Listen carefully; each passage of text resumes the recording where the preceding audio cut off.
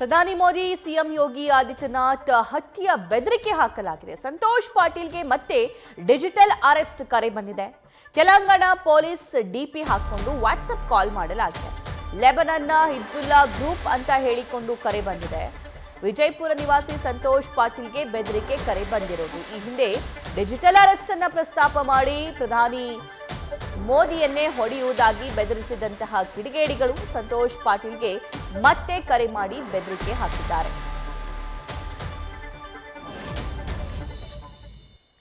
Telangana police DP ಹಾಕೊಂಡು WhatsApp ಕಾಲ್ ಬಂದಿದೆ. ನಕಲಿ ಪೊಲೀಸರು ವಿಡಿಯೋ ಕಾಲ್ ಮಾಡಿದ್ದಾರೆ. ವಿಜಯಪುರ ನಗರದ ನಿವಾಸಿ ಸಂತೋಷ್ ಪಾಟೀಲ್ಗೆ ಈ ಕರೆ ಬಂದಿರೋದು. ಇದೇ ಸಂತೋಷ್ ಪಾಟೀಲ್ಗೆ ಡಿಜಿಟಲ್ ಅರೆಸ್ಟ್ ಬಗ್ಗೆ ಕರೆ ಬಂದಿದೆ ಅಂತ ಮನ್ ಕಿ ಬಾತ್ ಕಾರ್ಯಕ್ರಮದಲ್ಲಿ ಪ್ರಧಾನಿ ಮೋದಿ ಅವರು ಉಲ್ಲೇಖ ಮಾಡಿದ್ರು. ಸಂತೋಷ್ ಪಾಟೀಲ್ ಅವರು ಚಾಣಾಕ್ಷತನದಿಂದ ಅದನ್ನ ವಿಡಿಯೋ ಮಾಡಿಕೊಂಡು ಅಸಲಿ ಪೊಲೀಸರಿಗೆ ಕಂಪ್ಲೇಂಟ್ ಕೊಟ್ಟಿರೋದ್ರ ಬಗ್ಗೆ ಮತ್ತು ಆ ಟ್ರ್ಯಾಪ್ಗೆ ಒಳಗಾಗಿರೋದರ ಬಗ್ಗೆ ಪ್ರಸ್ತಾಪ ಮಾಡಿ ಸಂತೋಷ್ ಪಾಟೀಲ್ ತರ ನಾವೆಲ್ಲರೂ ಕೂಡ ಇರಬೇಕು, ಡಿಜಿಟಲ್ ಅರೆಸ್ಟ್ ನಂತಹ ಪ್ರಕರಣಗಳು ಹೆಚ್ಚಾಗ್ತಿವೆ ಅನ್ನುವಂಥ ವಿಚಾರವನ್ನ ಮನ್ ಕಿ ಬಾತ್ ಕಾರ್ಯಕ್ರಮದಲ್ಲಿ ಉಲ್ಲೇಖ ಮಾಡಿರ್ತಾರೆ.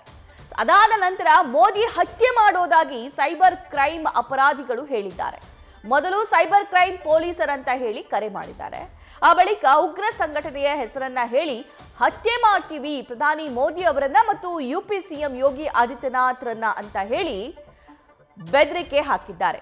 ಈಗ ನೀವು ಗಮನಿಸ್ತಾ ಇರುವಂತಹ ವಿಜುವಲ್ ಇದೆಯಲ್ಲ, ಅದು ಸಂತೋಷ್ ಪಾಟೀಲ್ ಒಂದು ಕಡೆ ನೋಡ್ತಾ ಇದ್ರೆ, ಮತ್ತೊಂದು ಕಡೆ ಅಲ್ಲಿ ಪೊಲೀಸ್ ಆಫೀಸರ್ ಡ್ರೆಸ್ ಹಾಕೊಂಡು ಕೂತಿದ್ದಾನಲ್ಲ, ಆತ ಖದೀಮ, ಆತ ಸೈಬರ್ ಕ್ರೈಮ್ ಅಪರಾಧಿ.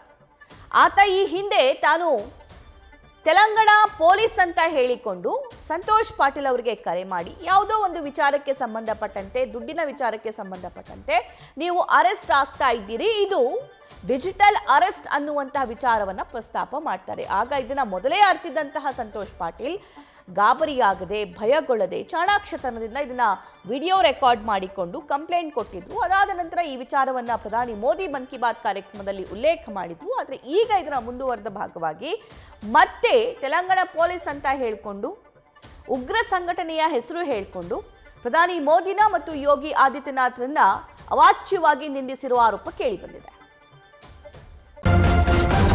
ನ್ಯೂಸ್ ಫಸ್ಟ್ ನಿರ್ಭೀತಿಯಿಂದ ನಿಮ್ಮ ಪರವಾಗಿ.